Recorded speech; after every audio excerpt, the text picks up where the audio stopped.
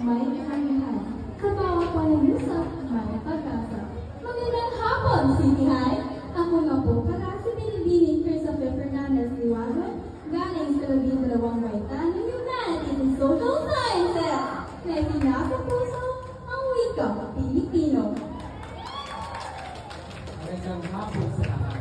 Ako po si Xavier Dinan Weiler, 17 taong gulang at nagmula sa 12 baitang ng Humanities and Social Sciences.